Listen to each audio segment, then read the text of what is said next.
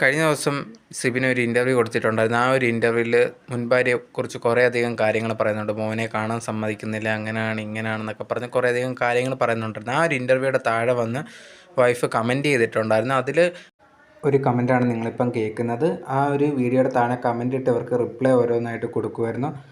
ചേട്ടാ, അത് വളരെ പാഴാണ്, പറഞ്ഞു മനസ്സിലാക്കുക. ഇപ്പോൾ ഈ സമയത്ത് കൂടി പേഴ്സണലായിട്ട് മെസ്സേജ് അയച്ച് പറയുന്നുണ്ട് ഇമാതിരി ഞങ്ങളുടെ ലൈഫിൽ നടന്നതിൻ്റെ അനാവശ്യ കാര്യങ്ങൾ വീഡിയോ ഇടരുതെന്ന്. ഓൾറെഡി ഡിവോഴ്സായി, വീണ്ടും ഇമേജ് വെളുപ്പിക്കാൻ വേണ്ടി ഒത്തിരി കഷ്ടപ്പെടുന്നുണ്ട്. പുള്ളിക്കാരി പറയുന്നത് ഇതേ കണക്ക് വീഡിയോ ഒക്കെ ഇൻ്റർവ്യൂ ഒക്കെ കൊടുക്കുന്നത് സിബിൻ്റെ ഇമേജ് വെളുപ്പിക്കാൻ വേണ്ടിയാണ് എന്നുള്ളൊരു കാര്യം താൻ മെസ്സേജ് ചെയ്ത് പറഞ്ഞിട്ടുണ്ടായിരുന്നു. പക്ഷെ അത് കേൾക്കുന്നില്ല എന്നുള്ളൊരു കാര്യം വൈഫ് പറയുന്നുണ്ടായിരുന്നു.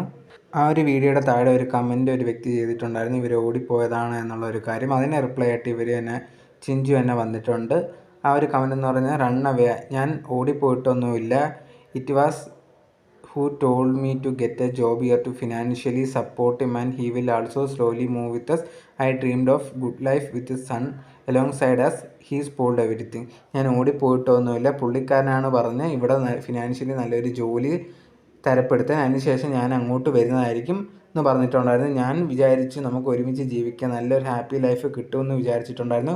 പക്ഷെ അങ്ങനെയൊന്നും നടന്നിട്ടില്ല എന്നുള്ളൊരു കാര്യം ചിഞ്ചു പറയുന്നുണ്ട്. ഇതുപോലെ തന്നെ അടുത്ത വേറൊരു കമൻറ്റിനും റിപ്ലൈ കൊടുക്കുന്നുണ്ട്. ഈ ഒരു കമൻറ്റിൽ മെയിനായിട്ട് പറയുന്നതെന്ന് പറഞ്ഞാൽ സിബിൻ നീയാണ് ഈ മെസ്സേജ് അയക്കുന്നത്. കുറേയധികം കമൻറ്റ്സ് ഈ പുള്ളിക്കാരി ഇട്ടതിന് റിപ്ലൈ ഒക്കെ ഒരു വ്യക്തി അമൃത എന്ന് പറഞ്ഞ പേരിൽ കൊടുക്കുന്നുണ്ടായിരുന്നു. അപ്പം ഈ ഒരു വ്യക്തി ചിഞ്ചു പറയുകയാണ്, അമൃത എന്ന് പറഞ്ഞ പേരിൽ നീയാണ് വന്ന് മെസ്സേജ് ഇടുന്നതെന്ന് എനിക്കറിയാം, അത് മതി. കുറേയധികം കാര്യങ്ങൾ കുറച്ച് മണിക്കൂറൊക്കെ മുമ്പ് എനിക്ക് വാട്സപ്പിൽ നീ മെസ്സേജ് ഇട്ടിട്ടുണ്ടായിരുന്നു. പിന്നെ കുട്ടിയുടെ മെയിൻ്റനൻസ് കുറച്ച് മാസമായിട്ട് കോർട്ട് ഓർഡർ ആയതിനു ശേഷം തരാമെന്ന് പറഞ്ഞു. എന്ത് കള്ളങ്ങളും വീഡിയോയിൽ തനിക്ക് പറയാനുള്ള ലൈസൻസ് ആരാണ് തന്നത്? അത് ഞാൻ സമ്മതിക്കില്ല. ചെയ്തിട്ടുള്ള കാര്യങ്ങൾ ഞാൻ പറഞ്ഞിട്ടുണ്ട്. മുന്നേ ചെയ്യാത്ത കാര്യങ്ങൾ പറഞ്ഞു മോശക്കാരിയാക്കാൻ ആണെങ്കിൽ you have already done that. So പറയാത്ത കാര്യങ്ങളും ചെയ്യാത്ത കാര്യങ്ങളും ഒക്കെ ഇങ്ങനെ വന്നിരുന്ന് ഇൻ്റർവ്യൂവിൽ പറയാൻ നാണമില്ലേ എന്നാണ് ചിഞ്ചു ചോദിക്കുന്നത്.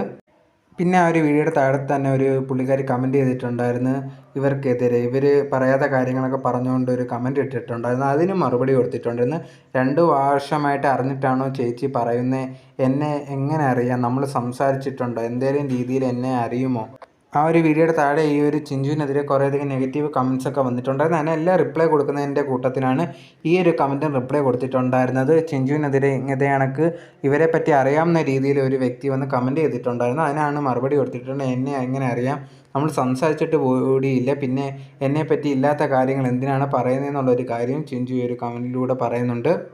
ആ ഒരു വീഡിയോയുടെ താഴെ തന്നെ ഡാനി സത്യൻ, യൂട്യൂബറായിട്ടുള്ള ഡാനി സത്യൻ കമൻറ്റ് ചെയ്തിട്ടുണ്ടായിരുന്നു. അതിന് മറുപടിയായിട്ട് ചിഞ്ചു കൊടുത്തേക്കുന്നതാണ്, ഒരാൾക്കൊരു ഉളുപ്പുമില്ലാതെ ഇങ്ങനെ വന്ന് ഇൻ്റർവ്യൂവിൽ ഇരുന്ന് കള്ളം പറയാൻ പറ്റുമെന്ന് എനിക്ക് അറിയില്ല ഡാനി.